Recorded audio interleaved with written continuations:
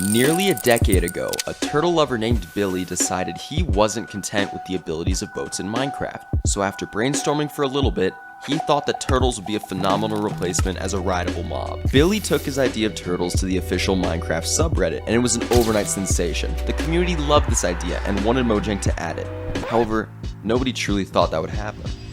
Originally, Billy wanted turtles to be rideable and only spawn in swamps, because in his words, swamps were not very useful, and they only had witch huts and flowers. Billy also suggested the option to combine turtle meat with mushroom soup to make turtle soup, and wanted people to be able to wear the shells of turtles on their heads as armor. But after only a couple of months, everybody forgot about this ludicrous idea and focused on other things.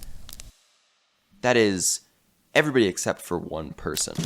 A Swedish programmer and game designer you may have heard of before, known as Jeb, loved the idea. And after announcing the addition of turtles to the game 3 years after Billy's original post, Jeb awarded Billy with a custom cape as commemoration for his incredible idea. Some aspects of the turtles were adjusted, like the fact that you can't ride them around, but the turtle helmet was added to the game as per Billy's request. Jeb would post about the cape on Reddit, and in a response to Billy would say, "Many people can suggest Minecraft features, but few become walking Reddit legends." Everything was going great for Billy, but little did he know that this one post just painted a massive red target directly on his head.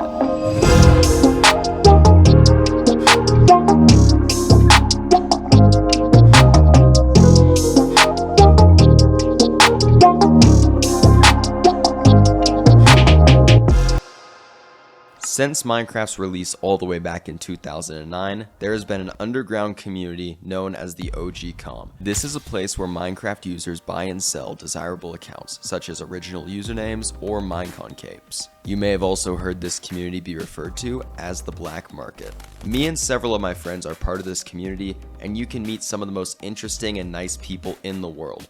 But unfortunately, this community has a dark side to it. On one half, there are people who trade accounts for fun, but on the other half, there are cyber criminals who see this as a way to get quick cash for doing some extremely illegal activities. These types of people steal accounts through extortion, sim swapping, brute forcing, and sometimes even going to people's homes and robbing them. However, one of these attacks is far more common than the rest and is the one I would like to focus on. I myself am not qualified to talk about this topic, so I've brought in a notable community member to discuss what a sim swap attack involves. Who's that Pokemon?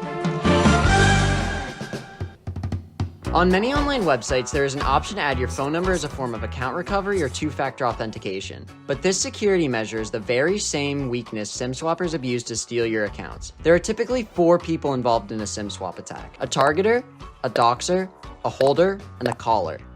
The targeter will figure out who they want to steal from. They typically decide on a target based on how much money they can gain from the attack. After the targeter has identified a target, they will talk to a doxer, and the doxer will find as much public and private information on the victim and then forward this info to someone known as a caller. The caller will contact the company the victim has their phone plan with, and then the caller will impersonate the victim and pretend they lost their SIM card, it got broken, or whatever excuse they got. Once they supply the information that the doxer found to the customer support, the support will set the phone number onto a new SIM card that will be under the hacker's control. The holder will be the one under control of the SIM card and putting it into a burner phone to receive 2FA codes for password resets, and then the hackers will use these codes to steal your emails, money, and any accounts affiliated with the phone number. Once this has all been done, it is extremely difficult to get your accounts or whatever else they stole back, as they have your entire identity and your emails under their control.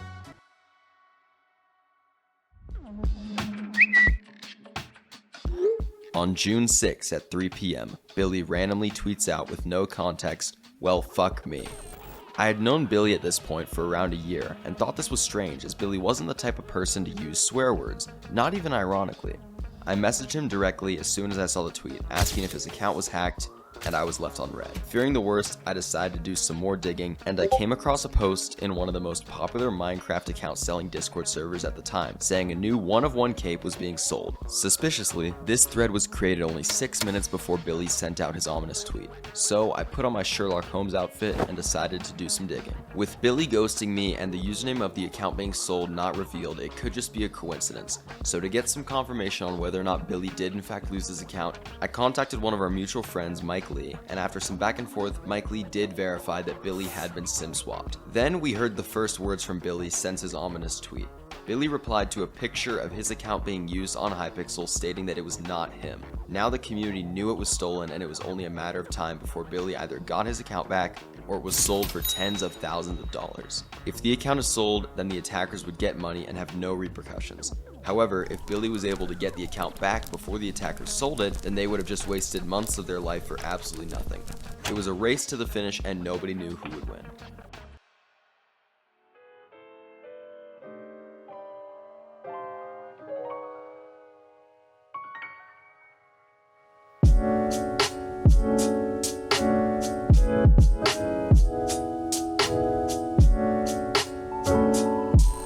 Days after this incident, I noticed that all of the threads advertising the sale of Billy's stolen account were taken down. This meant that either the account was sold or Billy got his account back.